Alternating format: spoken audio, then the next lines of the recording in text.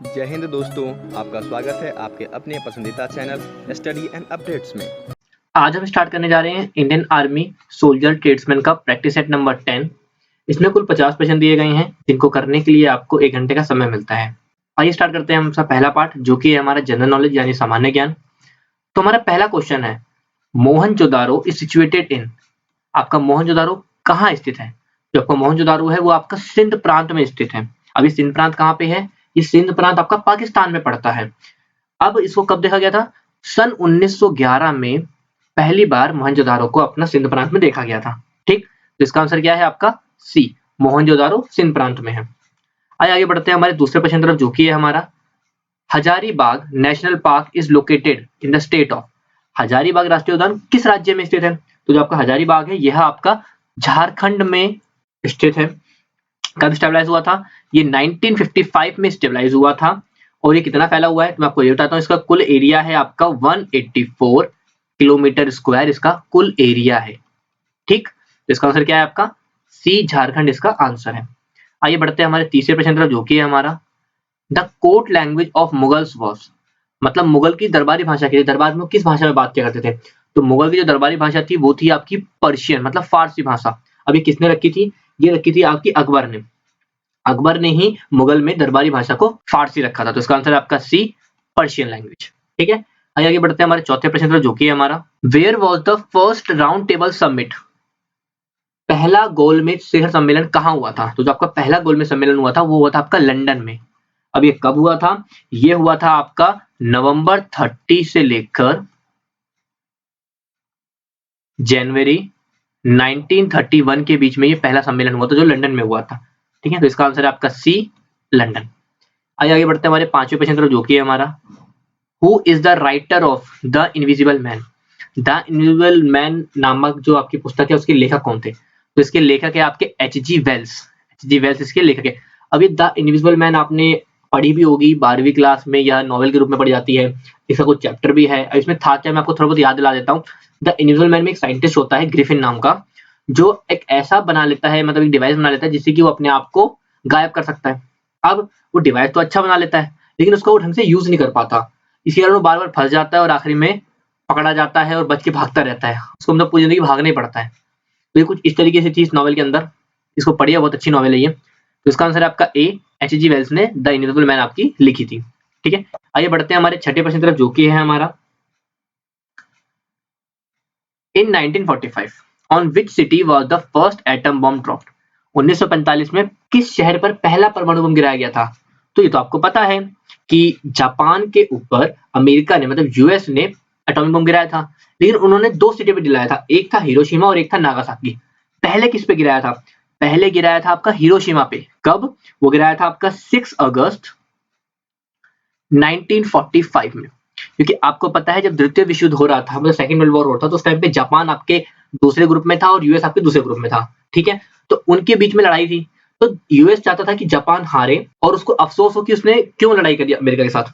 तो इसलिए उन्होंने उसके ऊपर एटॉमिक बम डाला था जिसका इफेक्ट बहुत बेकार पड़ा था। आज भी कह सकता हूं कि वहां पे इसके कारण कुछ इफेक्टिव लोग अभी भी पैदा होते हैं। बहुत ही गलत डिसीजन था जो यूएस ने लिया था। तो इसका आंसर है ए, हिरोशिमा के ऊपर पहला एटॉमिक बम गिराया गया था। ठीक, आइए बढ़ते हैं हमारे सातवें प्रश्न जो कि हमारा, the disease caused by the biting of mad dog. मतलब अगर आपको पागल कुत्ता काट ले तो उसको कौन सा रोग बोलते हैं? उसको बोलते हैं आप रेबीज। रेबीज बीमारी होती है अगर कुत्ता काट लेता है, मतलब डॉग अगर आपको बाइट कर लेता है तो उस बीमारी को बोलते हो रेबीज। ठीक है, तो इसका आंसर आपका बी, रेबीज इसका आंसर है। आइए बढ़ते हैं हमारे आठवें प्रश्न जो कि हमारा, the capital of Pakistan. Pakistan की राजधानी क्या है? जो पाकिस्तान की राजधानी है वो है आपकी इस्लामाबाद। ठीक है, पहले क्या थी, जब पाकिस्तान आजाद हुआ था पार्टीशन के टाइम पे, तो पार्टीशन के टाइम पे जो पाकिस्तान की आजादी थी मतलब 1947 में, वो थी आपकी कराची। कराची पहले राजधानी थी, लेकिन 1950 में उन्होंने इस्लामाबाद को अपनी राजधानी मान लिया था। ठीक है, इसका आंसर आपका ए, इस्लामाबाद पाकिस्तान की राजधानी है। आइए बढ़ते हैं हमारे नौवें प्रश्न जो कि है हमारा, who is known as father of nuclear energy in India. Bharat में परमाणु ऊर्जा के पिता के रूप में किसे जाना जाता है? तो इसका नाम है आपका डॉक्टर होमी जहांगीर भाभा। इनको आप फादर ऑफ न्यूक्लियर एनर्जी बोलते हो। ठीक है, अब अगर कुछ इनके बारे में बताऊं मैं आपको, तो इनका जन्म हुआ था आपका 30 अक्टूबर 1909 में हुआ था और अब इनकी डेथ कब हुई थी, मतलब डाइड ऑन 24 जैन 1966। एक प्लेन क्रैश में इनकी मौत हुई थी। ठीक है, इन्हीं को हम फादर ऑफ न्यूक्लियर एनर्जी बोलते हैं। तो इसका आंसर है आपका ए, डॉक्टर होमी जहांगीर भाभा। आइए बढ़ते हैं हमारे 10वें प्रश्न जो कि है हमारा, which was the first satellite launched by India. Bharat के द्वारा पहला उपग्रह कौन सा था। तो इसका नाम तो आप सबको पता होगा, पहला उपग्रह जो भारत ने लॉन्च किया था वो था आपका आर्यभट्टा। ठीक है, अब कब किया था, ऑन अप्रैल 1975 को पहला उपग्रह आर्यभट्ट लॉन्च किया गया था। ठीक है, तो इसका आंसर आपका डी, पहला सैटेलाइट कौन सा था, वो था आपका आर्यभट्टा। आइए बढ़ते हैं हमारे 11वें प्रश्न जो कि है हमारा, the first battle of Panipat was found between. Panipat के बीच में जो पहला युद्ध हुआ था किसके बीच में हुआ था। बहुत इंपॉर्टेंट क्वेश्चन है, पानीपत के ऊपर हमेशा क्वेश्चन पूछा जाता है। तो पानीपत में जो पहला युद्ध हुआ था वो हुआ था आपका बाबर और इब्राहिम लोधी के बीच में। ठीक है, इसी युद्ध से हम कह सकते हैं कि जो मुगल थे वो भारत में आए थे, मतलब मुगलों का जो आगमन हुआ था वो इसी युद्ध से हुआ था। अब ये पहला युद्ध कब हुआ था, ये पहला युद्ध हुआ था आपका 21 अप्रैल 1526 में हुआ था। ठीक, इसका आंसर क्या है आपका, इसका आंसर है आपका बी, बाबर एंड इब्राहिम लोधी। आइए बढ़ते हैं हमारे 12वें प्रश्न जो कि है हमारा, डीडीटी इज अ, डीडीटी क्या है।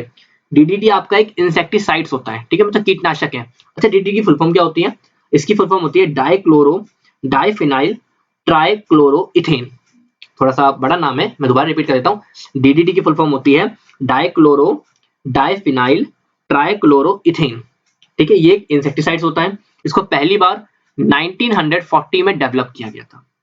ठीक, तो इसका आंसर क्या है, इसका आंसर है आपका बी, इंसेक्टिसाइड माने कीटनाशक। आगे बढ़ते हैं हमारे 13वें प्रश्न जो कि है हमारा, आवर नेशनल एनिमल इज। इसका आंसर तो आप बिना देखे बोल सकते हो, हमारा नेशनल एनिमल कौन है, हमारा राष्ट्रीय पशु कौन है, हमारा राष्ट्रीय पशु है टाइगर यानी बाघ। अच्छा, पहले कौन था, पहले हमारा 1972 तक अगर मैं बोलूं, हमारे भारत का 1972 तक जो राष्ट्रीय पशु था वो था आपका लायन, शेर हमारा पहले राष्ट्रीय पशु था। लेकिन अब हमारा जो राष्ट्रीय पशु है वो है टाइगर। इसका आंसर है आपका डी, टाइगर। आइए बढ़ते हैं हमारे 14वें प्रश्न जो कि हमारा, what is the maximum member of Lok Sabha. Lok Sabha के मैक्सिमम नंबर, यहाँ पे अधिकतम सदस्य पूछे हैं, तो अधिकतम सदस्य कितने होते हैं, वो होते हैं आपके 552। ठीक है, मगर यहाँ ऑप्शन में क्या है, 350, 545, 535। तो इसका आंसर है आपका डी, नन ऑफ दीज। ऐसे अगर मैं बात करी जाए करंट में, जो अभी प्रेजेंट है स्ट्रेंथ लोकसभा की, वो कितनी है, वो है आपकी प्रेजेंट स्ट्रेंथ की अगर मैं बात करूं, मतलब करंट स्ट्रेंथ की, तो वो है आपकी 545। इसलिए बच्चे कंफ्यूज हो जाते हैं कि इसका आंसर अब सर हम 545 करें कि नहीं करें। यहाँ पे मैक्सिमम पूछा तो मैक्सिमम हमेशा 552 ही है आपकी। तो इसका आंसर है आपका डी, नन ऑफ दीज। ठीक है, आइए बढ़ते हैं हमारे 15वें प्रश्न जो कि है हमारा, where is golden temple located. Golden temple कहाँ पे है, तो गोल्डन टेम्पल जो आपका स्वर्ण मंदिर है वो आपका अमृतसर में है। अमृतसर कहाँ पे है आपका, अमृतसर पंजाब में है। गोल्डन टेम्पल क्या है, ये जो सिख होते हैं आपके, जो सिख है उनका बहुत एक धार्मिक प्लेस है। ठीक, तो इसका आंसर आपका डी, अमृतसर। आगे बढ़ते हैं हमारे 16वें प्रश्न जो कि हमारा, which is the smallest continent in the world. सबसे छोटा महाद्वीप कौन सा है, तो सबसे छोटा महाद्वीप है आपका ऑस्ट्रेलिया महाद्वीप। ऑस्ट्रेलिया महाद्वीप सबसे छोटा महाद्वीप है। और सबसे बड़ा कौन सा है, सबसे बड़ा है आपका एशिया। ठीक, तो इसका आंसर आपका ए, ऑस्ट्रेलिया आपका सबसे छोटा महाद्वीप है। इसमें मैं आपको एक बात बता देता हूं, अगर हमें पूछा जाए कि लाइन से बताओ सारे कॉन्टिनेंट के बारे में, तो मैं सबके बारे में बताता हूं आपको। सबसे बड़ा जो महाद्वीप है वो होता है आपका एशिया महाद्वीप। सेकेंड लार्जेस्ट आपका अफ्रीका है। फिर आपका आता है नॉर्थ अमेरिका। चौथे नंबर पे आता है आपका साउथ अमेरिका। फिर आपका आता है अंटार्कटिका। सेकेंड लास्ट है आपका यूरोप। और सबसे जो छोटा है, मतलब सबसे लास्ट है, वो है आपका ऑस्ट्रेलिया। ये मैंने आपको लाइन वाइज बता दिया है कि सबसे बड़ा सबसे छोटा, ये भी आप याद कर लीजिएगा, सीक्वेंस है आपका। इसका आंसर है आपका ए, ऑस्ट्रेलिया। आगे बढ़ते हैं हमारे 17वें क्वेश्चन की तरफ जो कि हमारा, how many spokes are there in our national flag. हमारे राष्ट्रीय ध्वज में कितने स्पोक्स होते हैं, मतलब कितनी लाइनें होती हैं। जो आपने देखा होगा ना कि हमारे राष्ट्रीय ध्वज है, इसके सेंटर में जो सफेद पट्टी होती है उसके बीच में एक लाइनें होती हैं चक्र जैसा, तो कितनी होती हैं, वो होती हैं आपके बाद आपकी 24। अब ये कहाँ से लिया गया था, यहाँ पे जो अशोक पिलर है, जो आपका अशोक स्तंभ है, वहां से लिया गया था। ठीक, तो इसका आंसर है आपका डी, 24। आगे बढ़ते हैं हमारे 18वें क्वेश्चन जो कि हमारा, army day is celebrated on when date. Army day कब मनाया जाता है, मतलब सेना दिवस कब मनाया जाता है, सेना दिवस आपका मनाया जाता है 15 जनवरी को। इसका आंसर है सी 15 जनवरी। इसमें होता क्या है, इसमें जो आपके आर्मी के चीफ होते हैं वो लीड करते हैं, कुछ सलामी देते हैं किसी को, जो अगर किसी को अवार्ड देना होता है तो उसको अवार्ड देते हैं। तो इसका आंसर है आपका सी 15 जनवरी। आगे बढ़ते हैं हमारे 19वें क्वेश्चन तरफ, जो कि है हमारा first Indian to go to the space.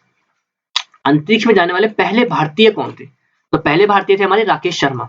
इन्होंने 7 दिन, मतलब अगर मैं सही से एग्जैक्ट बताऊं आपको तो 7 days 21 आवर 40 मिनट्स स्पेंड किया था आपका अंतरिक्ष में।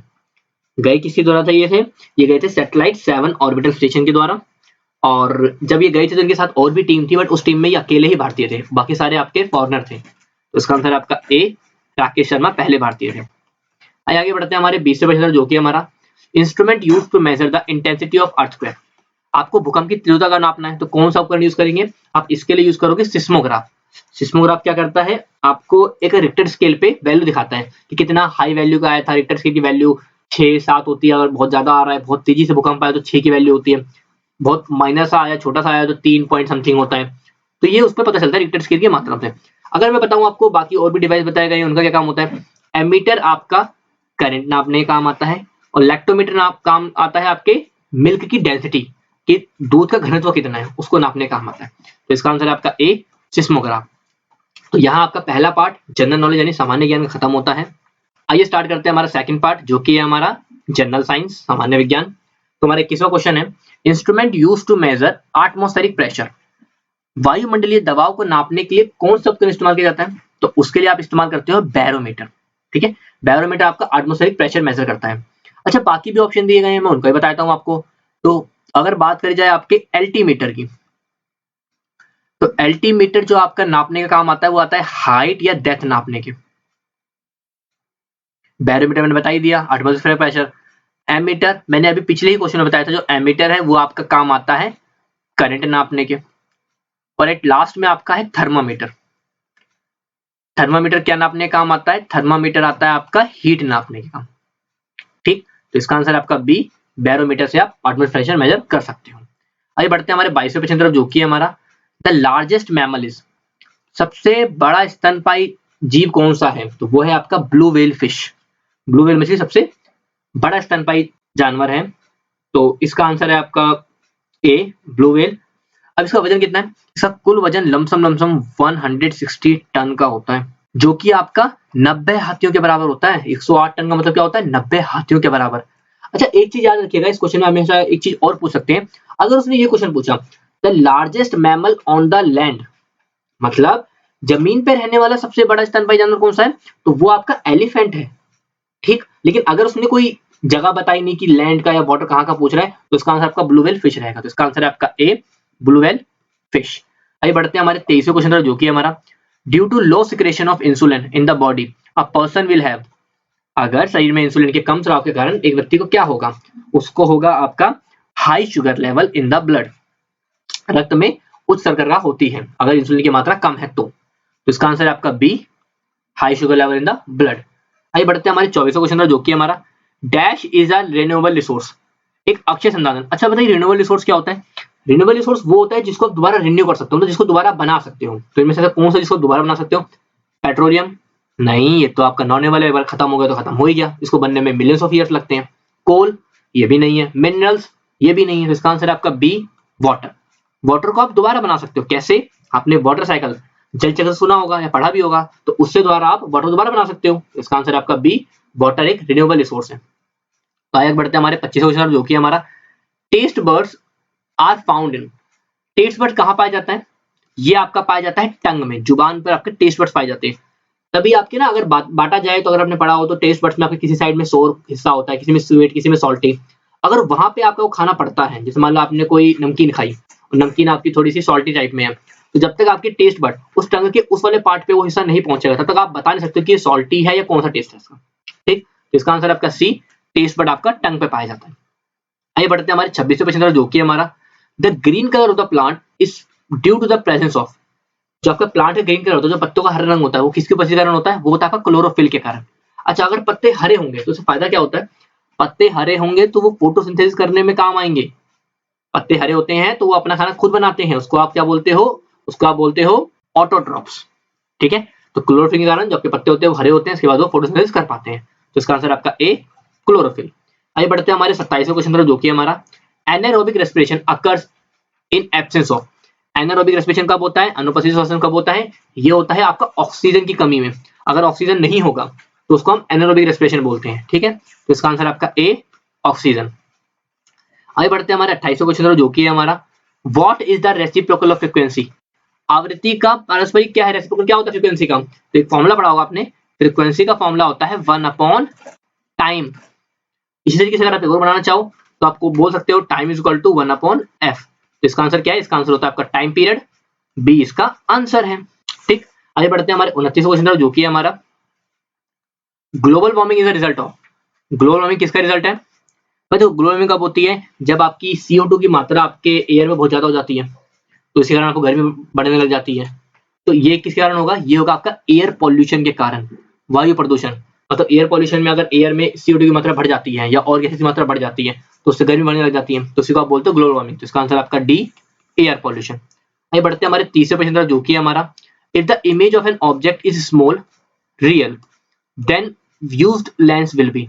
अगर जो आपकी वस्तु की छवि बन रही है वो छोटी और वास्तविक है तो कौन सा लेंस होगा। इसके लिए कुछ नहीं सोचना, ऑप्शन देखने की जरूरत ही नहीं है, आपको एक वर्ड देखना है। यहाँ पे बात किसकी हो रही है, यहाँ पे बात हो रही है लेंस की, ठीक। और यहाँ पे क्या दिया गया, उसने बोला है रियल।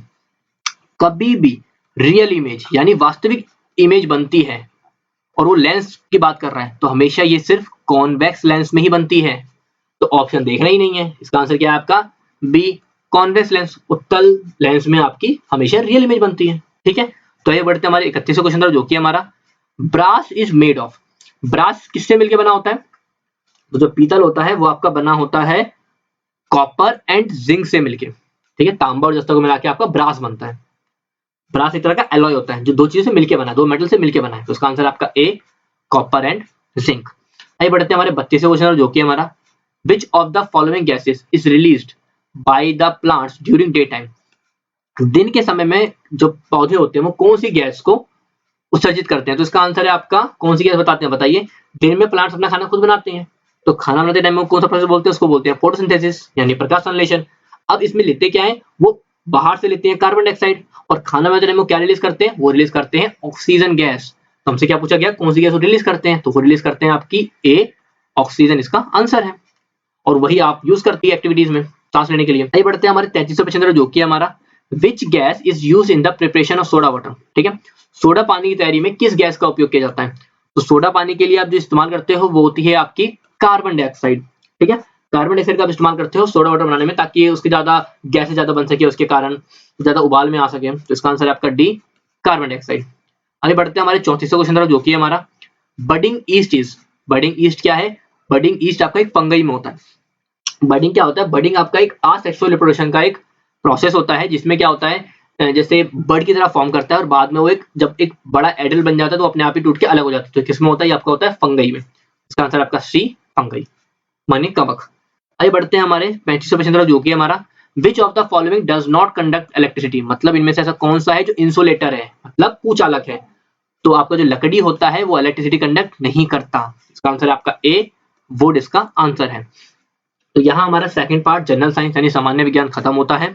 दोस्तों, आप सभी की सुविधाओं का ख्याल रखते हुए स्टडी एंड अपडेट्स का एक फेसबुक ग्रुप बना दिया गया है। व्हाट्सएप ग्रुप पे कुछ लिमिटेड लोग ही जुड़ पाते हैं, वहाँ पर ज़्यादा बच्चे नहीं जुड़ पाते हैं तो प्रॉब्लम होती है, बच्चे कमेंट करते हैं। इसलिए एक फेसबुक ग्रुप बना दिया गया है जो कि स्टडी एंड अपडेट्स के नाम पे है, और इसका लिंक आपको डिस्क्रिप्शन बॉक्स में दिया गया होता है, ठीक है। आप यहाँ से जुड़ सकते हैं और आप यहाँ पर देख सकते हैं कि जो भी लेटेस्ट नोटिफिकेशन है वो यहाँ पर डाल दी जाती है, ताकि आपको हर एक न्यूज मिल सके, एक भी मिस ना हो। क्योंकि बहुत बच्चे ऐसे होते हैं जो बोलते हैं सर आपके इस सेट का नोटिफिकेशन हमें नहीं मिला, तो उन्हीं सब वजहों से यह बनाया गया है ताकि आप लोग प्रत्येक चीजों का नोटिफिकेशन ले सकें। जो भी सेट डाली जाती है, जो भी जॉब्स आते हैं, ठीक है, मोटिवेशनल चीजें होती हैं, वो सभी आपको इस ग्रुप में दे दिया जाता है ताकि आप अपडेटेड रहें और प्रत्येक चीज को आसानी से प्राप्त कर सके। इसकी विशेषता क्या है ग्रुप की, यदि आप प्रैक्टिस सेट्स ढूंढ रहे हैं तो प्रैक्टिस सेट्स पे क्लिक करेंगे तो यहाँ पर आपको जो प्रैक्टिस सेट्स डाला गया है वो यहाँ पर दिखाई देगा। आप जाकर आसानी से उसके पीडीएफ डाउनलोड कर सकोगे, ठीक है। यदि जीके से रिलेटेड कोई चीज डाली जाती है, जीके पे क्लिक करोगे तो यहाँ पर आपको सभी चीजों का आइडिया लग जाएगा, ठीक है। तो बहुत ही आसान तरीकों से यहाँ से आप पीडीएफ के लिंक भी प्राप्त कर सकते हो, वीडियो के लिंक भी प्राप्त कर सकते हो और वीडियोज को आसानी से देख भी सकते हो। ठीक है, तो मैं आपसे आग्रह करूंगा कि फेसबुक ग्रुप पे आके जुड़िए, बहुत ही बेहतर होता है, सभी को एक बार में नोटिफिकेशन चली जाती है। ठीक है, तो जो ज्वाइन होना चाहते हैं लिंक डिस्क्रिप्शन बॉक्स में दिया गया है, आप वहां पर जाकर आसानी से ज्वाइन कर सकते हैं। ठीक है, जैसे ही आप लिंक पे क्लिक करोगे हमें रिक्वेस्ट आएगा, हम आपको अप्रूव कर दिया करेंगे और आप आसानी से ग्रुप में जुड़ जाओगे। ठीक है, आइए स्टार्ट करते हैं हमारा तीसरा पार्ट जो कि है हमारा गणित यानी मैथमेटिक्स।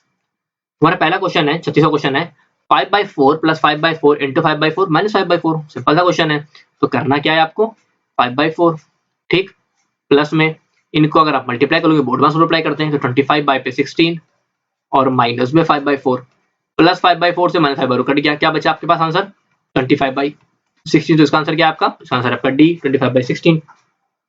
आइए बढ़ते हैं हमारे 37वां क्वेश्चन जो कि है हमारा if a man walks 60 kilometre in 4 days then he will walk 100 kilometre in how many days. मतलब अगर एक आदमी है वो 60 किलोमीटर चलता है, इसको आप थोड़ा सा डायरेक्ट प्रोपोर्शन आपने पढ़ा होगा, उस प्रोसेस से मैं कराता हूँ। 60 किलोमीटर चलता है 4 दिन में और फिर हमें निकालना है कि 105 किलोमीटर कितने दिन में चलेगा।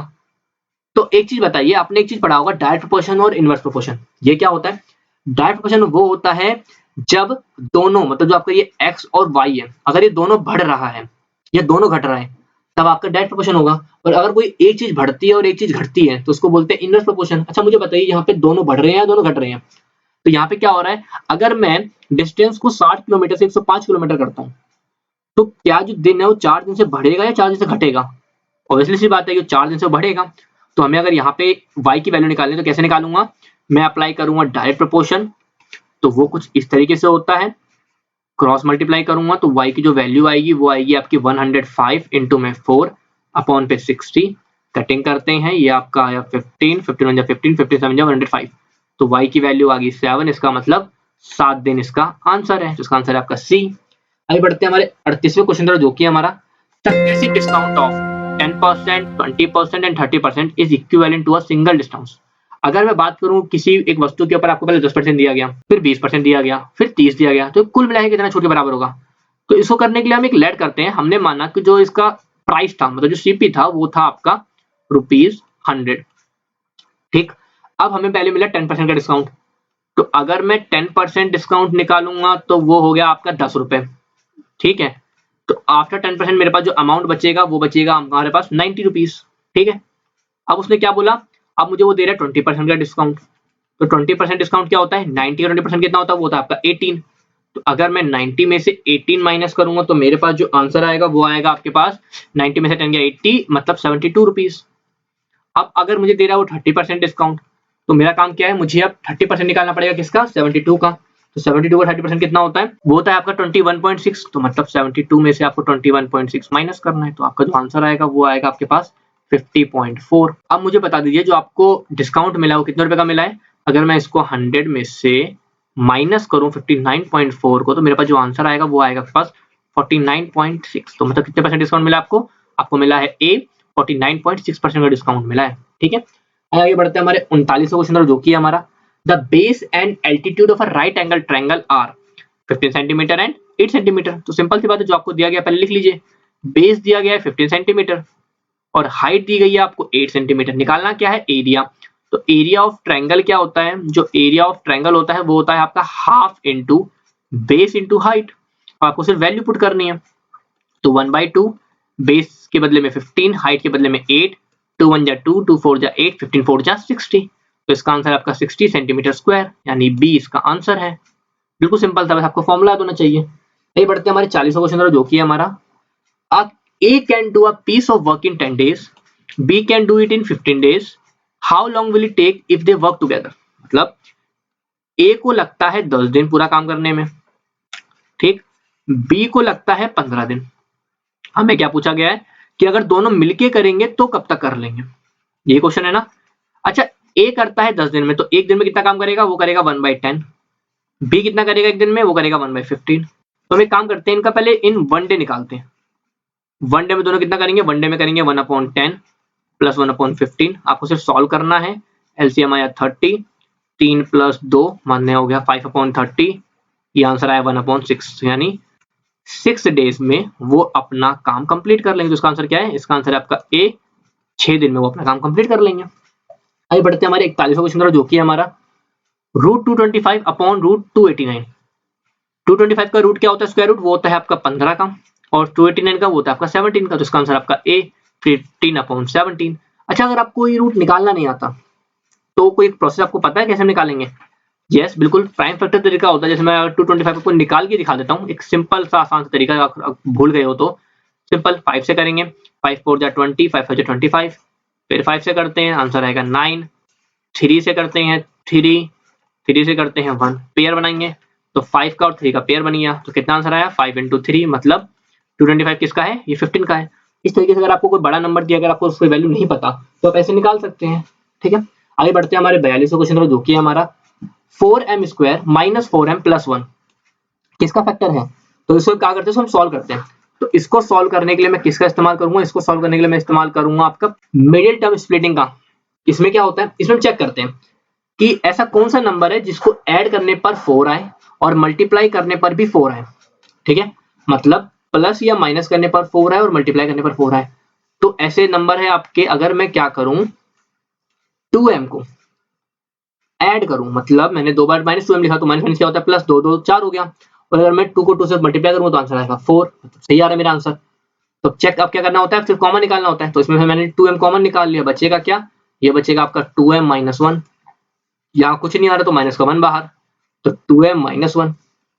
तो क्या आया, इसका आंसर है आपका 2m - 1, एक फैक्टर बन गया, और दूसरा भी इसी तरीके से बन गया 2m - 1। तो इसका आंसर क्या है, इसका आंसर है आपका बी 2m - 1, 2m - 1। आगे बढ़ते हैं हमारे 43वां क्वेश्चन जो कि है हमारा 25% ऑफ 4550 क्या होता है।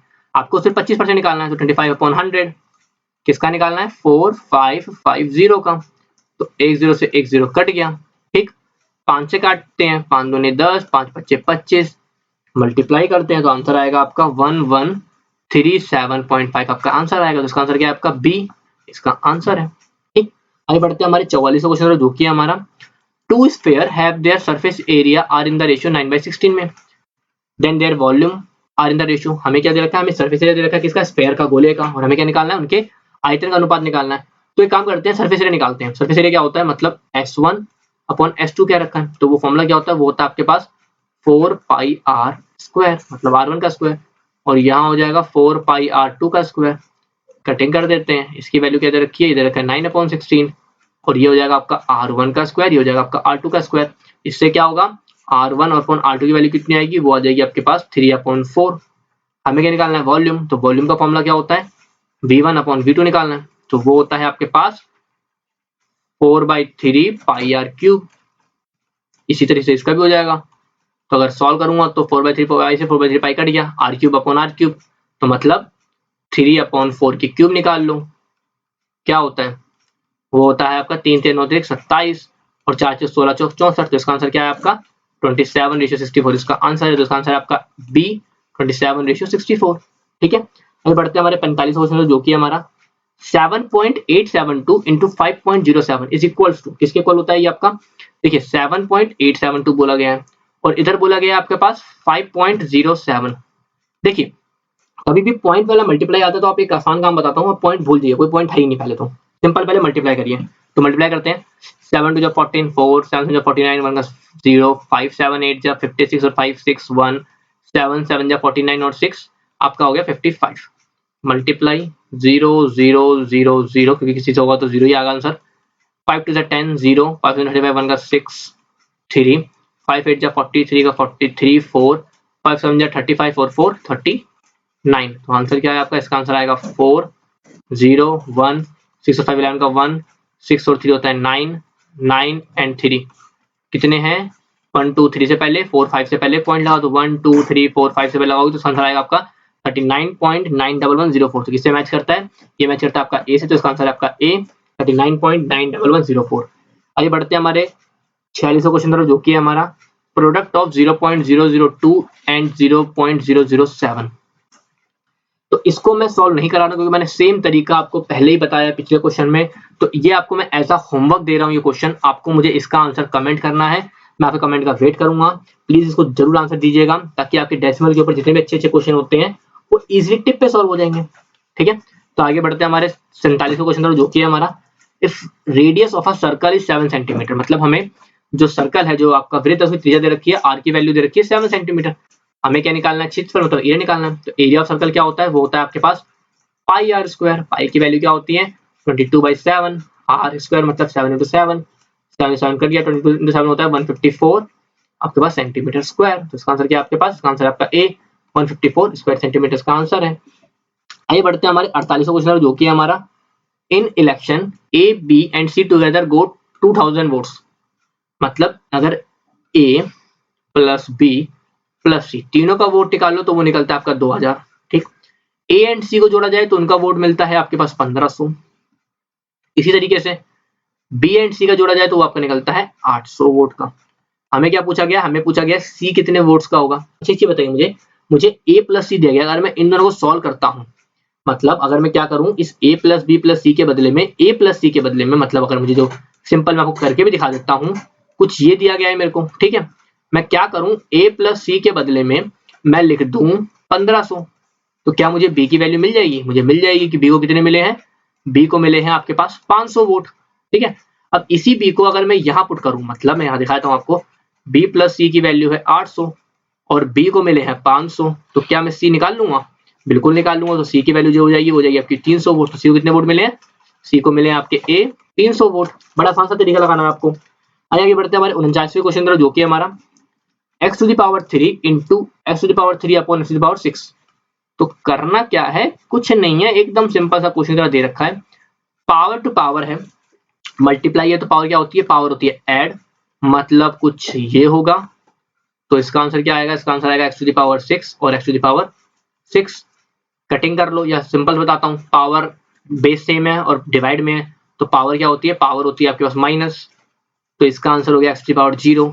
बच्चे क्या करते हैं, ये आंसर देखते हैं, आंसर 0 टिक कर देते हैं, लेकिन नहीं, किसी भी नंबर की अगर पावर 0 होती है तो उसको बोलते हैं 1। तो इसका आंसर क्या आपका, इसका आंसर आपका A1 इसका आंसर है। आगे बढ़ते हैं हमारे 50वें क्वेश्चन, जो कि हमारा आखिरी क्वेश्चन क्या है, 81/0.09।